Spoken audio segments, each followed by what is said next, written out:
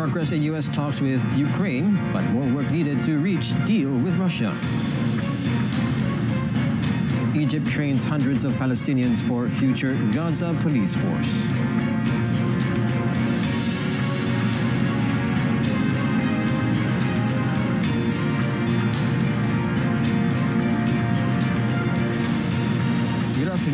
Welcome to World Today. I'm Otto Othman and Salam Malaysia Madani. Now, U.S. Secretary of State Marco Rubio said on Sunday that he expected talks with Ukrainian officials to yield more progress toward a deal to end the war in Ukraine. The United States kicked off high-stakes talks with a Ukrainian delegation in Florida as it pushes to end Russia's war against its neighbor.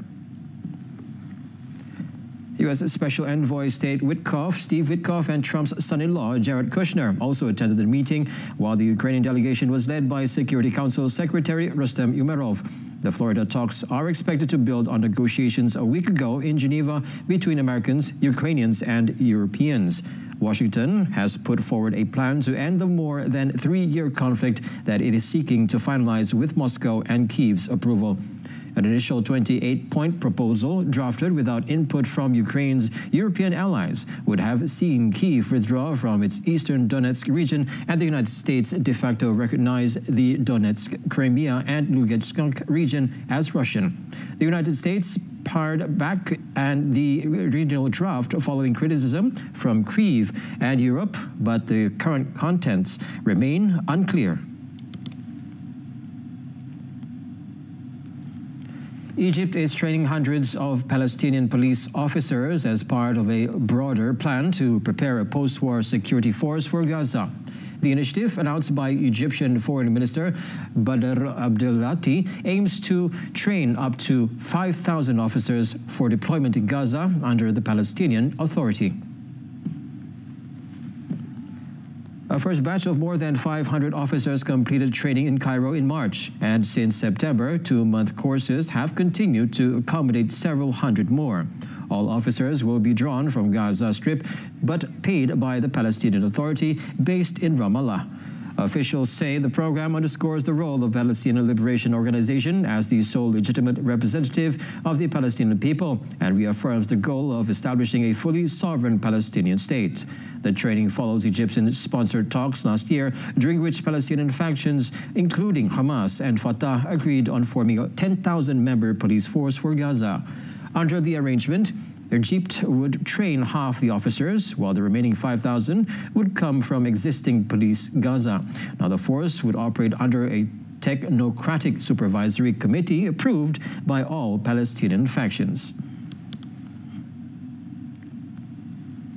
South African President Cyril Ramaphosa has rejected claims by United States that his government is killing white citizens, calling the accusation blatant misinformation. Now, the dispute follows repeated comments by President Donald Trump, who has revived the long debunked narrative of white genocide against Afrikaners. Now, Afrikaans, or Washington, also boycotted last weekend's G20 summit in Johannesburg, and Trump has announced that South Africa will not be invited to the next G20 meeting, which he plans to host in Miami. In a televised address, Ramaphosa said the reasons cited by the U.S. for its non-participation were based on baseless and false allegations of genocide and land confiscation. He warned that disinformation campaigns were harming the country's national interests, destroying jobs, and undermining relations with one of its key partners. Despite the escalating tensions, Ramaphosa stressed that South Africa remains open to dialogue with the United States, saying such engagement must take place with respect, with dignity, and as equal sovereign countries. Polls have closed in Honduras after a tightly contested presidential election overshadowed by U.S. President Donald Trump's public backing of conservative candidate Nasri Tito Asfura. Trump's last-minute threats to cut U.S. aid if Asfura loses have stirred controversy in a country already grappling with gang violence, drug trafficking, and deep political polarization. Asfoura faces two key challengers, Rexy Moncada of the ruling Libere Party and veteran TV host Salvador Nasrallah of the Liberal Party. The vote is considered too close to call, with Honduras also choosing lawmakers and hundreds of mayors. An Asfoura victory would mark another rightward shift in Latin America following recent conservative gains in Argentina and Bolivia. Trump further shocked voters by announcing he would pardon former Honduran President Juan Orlando Hernandez, currently serving as a 45-year sentence in the U.S. for drug trafficking. Reactions among Hondurans have been mixed, with some welcoming Washington's attention and others rejecting foreign interference. Despite widespread concerns over crime, poverty, and narcotics, analysts say the candidates spent little time addressing those issues during the campaign.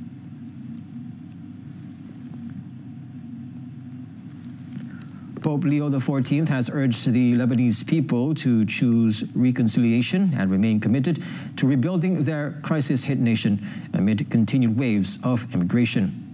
Now, the American Pope arrived in Beirut on Sunday from Turkey, carrying a strong message of peace and unity. This is his first international trip since becoming pontiff. Addressing officials, diplomats, and civil society at the presidential palace, Leo called on Lebanon's leaders to place themselves fully at the service of the people. This is as the country grapples with prolonged economic collapse following recent fighting between Israel and Hezbollah. He acknowledged the growing exodus of young Lebanese, saying it often feels easier to flee, but praised those who choose to stay. The pontiff used the word peace more than 20 times in his speech, urging all communities to embark on a path of reconciliation. Leo also paid tribute to the resilience of the Lebanese people, saying they always know how to rise again with courage. Earlier, President Joseph Aoun stressed that safeguarding Lebanon's unique model of coexistence is a responsibility for humanity.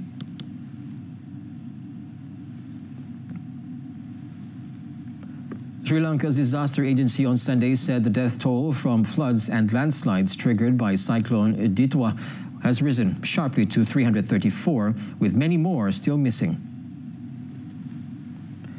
It is the worst natural disaster to hit the island in 2 decades, and officials said the extent of damage in the worst affected central region was only just being revealed as relief workers cleared roads blocked by fallen trees and mudslides. The Disaster Management Center said the death toll had risen to up to 212 earlier, with nearly 400 missing and more than 1.3 million people across the island affected by the record rains. Now, President Anura Kumara Dissanayake, who declared a state of emergency to deal with the disaster, vowed to build back with international support. The losses and damage are the worst since the devastating 2004 Asian tsunami that killed around 31,000 people and left more than 1 million homeless. Rain had subsided across Sri Lanka, but low-lying areas of the capital were flooded on Sunday, and authorities were bracing for a major relief operation.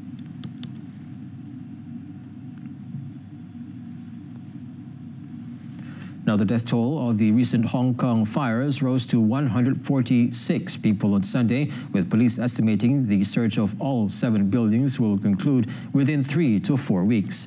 Now, speaking at a news conference on Sunday, a police spokesperson said they are not ruling out the possibility that the number of dead from the inferno will increase.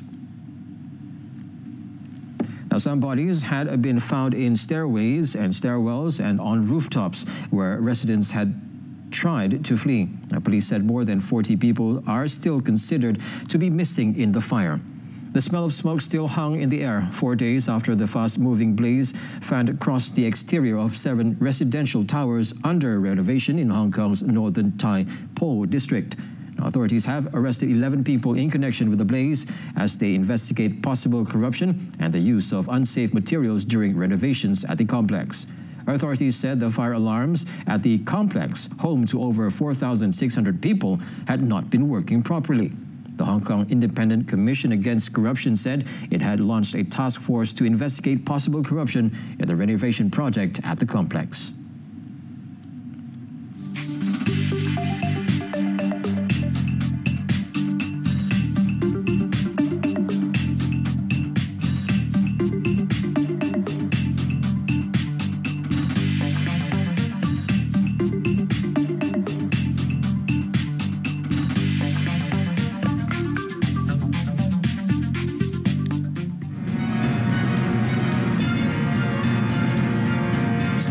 South Korea marks 1 year since Yoon's martial law declaration.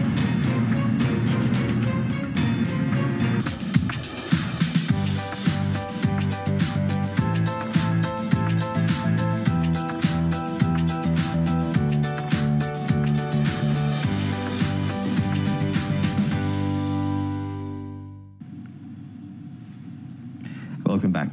South Korea is set to mark 1 year anniversary of former President Yoon Suk-yeol's declaration of martial law on Wednesday that plunged the country into a political crisis.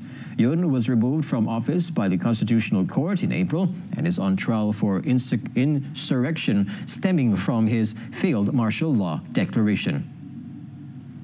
Now, if found guilty, he could be sentenced to death. South Korea has not carried out a death sentence or penalty since 1997. Yoon's removal led to a snap election in June, which Lee Jae-myung, a liberal presidential candidate, won. Yoon has said consistently he never intended to impose military rule, but declared martial law to sound the alarm on wrongdoings by opposition parties and to protect democracy from anti-state elements. Meanwhile, the country's special prosecutor sought a 15-year jail term for former Prime Minister Han Duck-soo on allegations he abated Yoon's botched bid to impose martial law. Han is expected to be the first former cabinet member to be handed a ruling by a lower court on criminal charges related to martial law, and his case may set the tone for Yoon's current trial and other rulings that are expected to follow. A ruling in Han's case is likely to occur early next year. North Korean leader Kim Jong-un on Sunday announced the country's Air Force will be equipped with new strategic military assets. Kim made the announcement at an event marking the 80th anniversary of the North Korean Air Force, accompanied by his daughter, Ju Ae, who is understood to be his recognized successor. According to state news agency, Kim was reported as saying that the Air Force will be given new strategic military assets and entrusted with a new important duty. He went on to explain that the Air Force should resolutely repulse and control all sorts of espionage acts and possible military provocations of enemies. State media photos showed Kim and his daughter watching what is appeared to be jets performing maneuvers in the sky. Pyongyang has not responded to offers by South Korea for talks aimed at avoiding accidental military clashes along the two countries' shared border. Seoul proposed this month that the two sides hold military talks to discuss the so-called military demarcation line, citing repeated incursions by North Korean troops.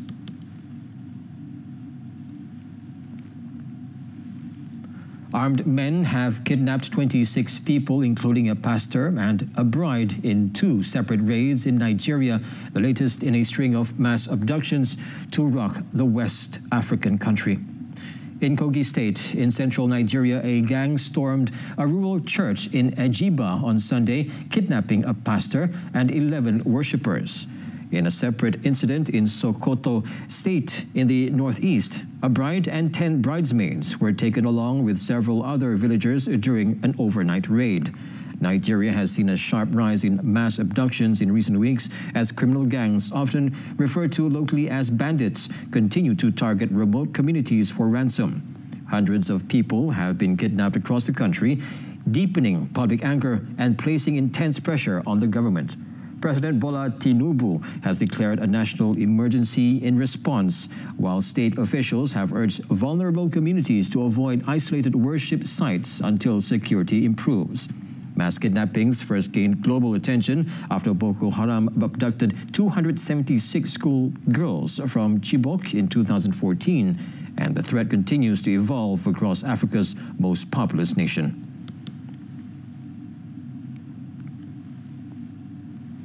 Now, Greek farmers clashed with police on Sunday during protests in central and northern regions over the delayed payment of European Union subsidies, prompted by an investigation into a corruption scandal that has rocked the country. Farmers took to the streets, blocking roads with their tractors to protest against the Conservative government over an estimated €600 million shortfall in EU aid and other payments. Now, the delayed payments comes and investigations into a scandal in which some farmers allegedly faked land and livestock ownership to receive EU agricultural subsidies. The European Public Prosecutor's Office, which is investigating crimes against the financial interest of the EU, said this year it had found evidence that Greek farmers, held by state officials, misappropriated the funds. Greek authorities have launched separate investigations, and Parliament is probing a government agency which distributes roughly 2.5 billion euros in EU aid annually to hundreds of thousands of farmers. The government, which has promised transparency, has acknowledged that the first installment of EU subsidies is lower than last year.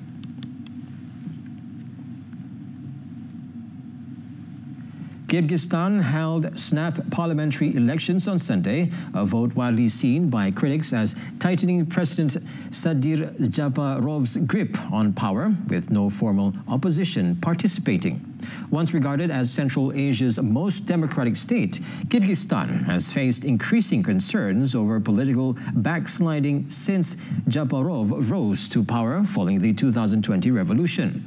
Polling stations closed at 8 p.m. local time, with turnout estimated at just over 34% an hour before voting ended. Surrounded by highly authoritarian neighbors, Kyrgyzstan has experienced 3 revolutions since the fall of the Soviet Union in 2005, 2010, and 2020. Japarov has pledged to end the cycle by consolidating political control and strengthening state authority. He has previously said he is confident of winning up to 90% of the vote in the presidential election set for 2027. Roughly 4.3 million eligible voters were choosing 90 members of parliament from a field of 467 candidates, with at least 30 seats reserved for women.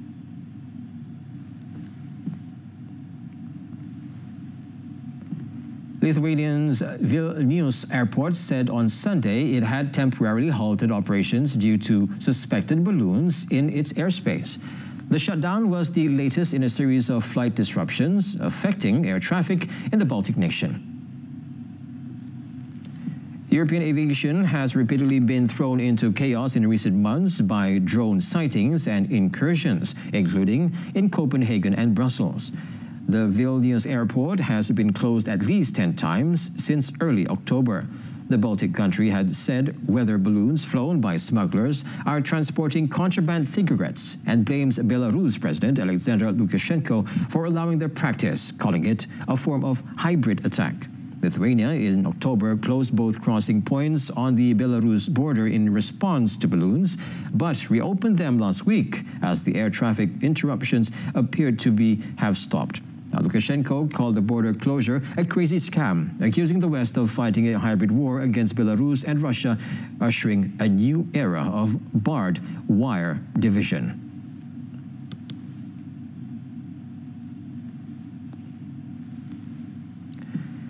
The Purais volcano in southwestern Colombia has spewed ash over several towns, prompting heightened concern after authorities raised its alert level to orange, the second highest tier, indicating a possible eruption. Purais, one of Colombia's most active and closely monitored volcanoes, is located near the city of Popayan and last experienced a major eruption in 1977.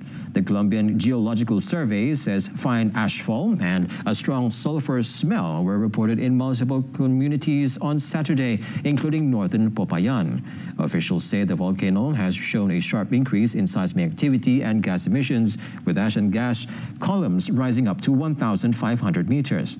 Authorities are now assessing whether evacuations will be necessary for indigenous and farming communities living within the affected zone. Local residents have expressing concern, noting limited shelter options if an evacuation is ordered. Now, the indigenous guard in Kokainuko, a nearby village, says people near or fear leaving their land, but are preparing in case the alert escalates to red, signaling an eruption. The Geological Survey has been tracking gradual changes in Purais activity since 2021.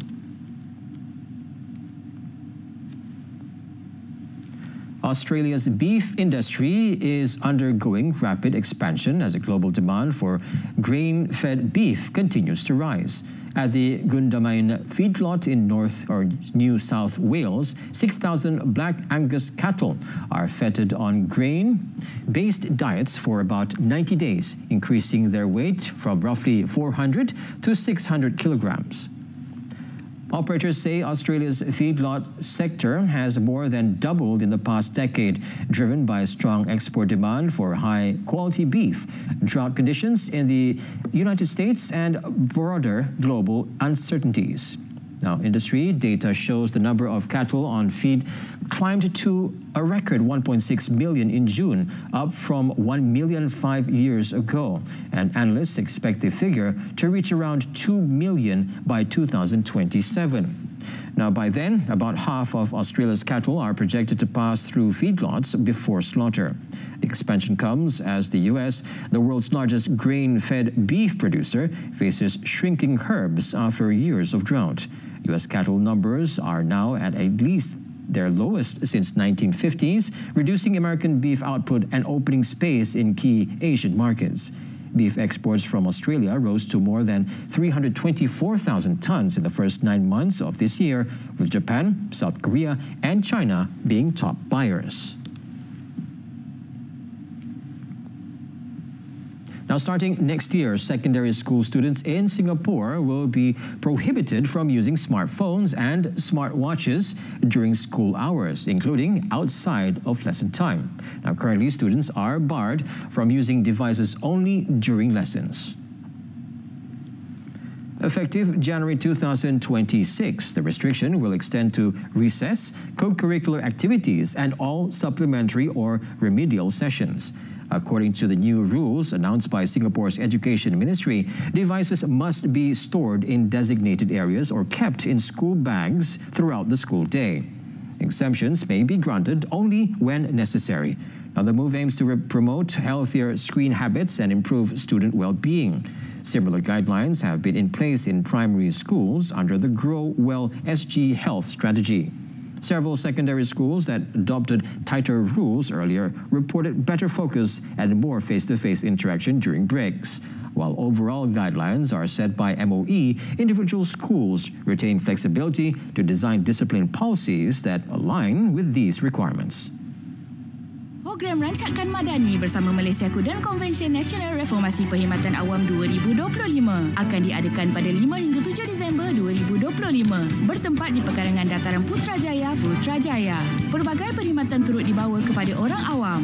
Orang ramai berpeluang untuk mengambil bahagian dalam pelbagai segmen interaktif yang disediakan. Termasuklah peluang kerjaya, jualan usahawan, pameran, persembahan kebudayaan, isukan dan gerai-gerai makanan untuk dinikmati seisi keluarga.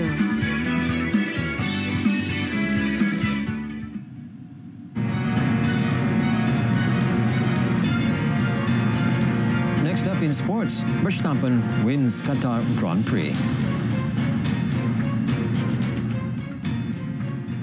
Max Verstappen won the Qatar Grand Prix on Sunday to set up a final race title showdown with McLaren duo Lando Norris and Oscar Piastri. Now, the Red Bull driver kept the wheels on his quest for a fifth successive crown after pole sitter Piastri finished second and standings leader Norris came only fourth. Verstappen's remarkable late-season surge has lifted him past Piastri and into second in the championship. The Dutchman now goes into the season closer next weekend, only 12 points behind Norris, with Piastri 16 points behind his teammate. Verstappen has fond memories of the last time the title went down to the wire when he beat Lewis Hamilton on the last lap of the last race in Abu Dhabi in 2021. This was a race McLaren should have won, with Piastri heading the grid and Norris alongside him on the front row, only to be overtaken by Verstappen at the start. Red Bull pitted Verstappen under a safety car, unlike McLaren, who kept their two drivers out on the track. Carlos Sainz of Williams completed the podium under floodlights at the Lusail International Circuit. 10-man Chelsea held Arsenal to a 1-1 draw in a highly charged top-of-the-table London derby on Sunday, with Mikel Merino cancelling out the Trevor Noah Chalobah's opener to spare the Premier League leaders blushes. Now, Chelsea had been growing in confidence and were edging Arsenal going forward until Moises Caicedo went sent off in the 38th minute after a VAR check for landing a crunching tackle on Merino's ankle. Already one man down, defender Chalobah flicked a header into the net from a pinpoint corner by captain Reece James 3 minutes after the break. Arsenal replied when Merino rose to meet a Bukayo Saka cross in the 59th minute. The game was a real derby scrap from the outset, with some bad-tempered clashes, and referee Anthony Taylor, rarely slow to reach into his pocket, also brandished 7 yellow cards, 6 for Arsenal and 1 for Chelsea's Marc Cucurella, who spent the match snapping at Saka's heels. The Gunners pushed for a winner with substitute Martin Odegaard going close twice, and Merino forcing an outstanding save from Robert Sanchez in the dying moments, but the scoreline remained until the final whistle. The result means Arsenal sit 5 points clear at the top of the table on 30 points, ahead of Manchester City, with Chelsea third on 24. The national men's junior hockey squad suffered their first loss yesterday after falling 0-6 to the Netherlands in their second Group E match of the 2025 Junior World Cup in Tamil Nadu, India. In the match, held at the Madurai International Hockey Stadium, Nur Saiful Zaini's boys, who defeated Austria 5-1 yesterday, were unable to contain the relentless attacks of the Dutch side, who are also two-time runners-up. The Netherlands went ahead as early as the 9th minute through a field goal by Casper van der Veen before the same player doubled their lead at a minute later. Wouter Wahlberg compounded the Young Tigers' misery further with 2 goals within a minute. A penalty corner in the 20th minute and a penalty stroke in the 21st minute. Thijs Bakker then put the Dutch comfortably ahead at 5-0 with a field goal in the 28th minute before Gerrit Bormans completed the team's emphatic victory in the 42nd minute. After 2 matches, the Netherlands lead Group E with 6 points, while England sits second, sharing 3 points with Malaysia in third place, and Austria is fourth without any points. Malaysia will next face England in their third match on Tuesday.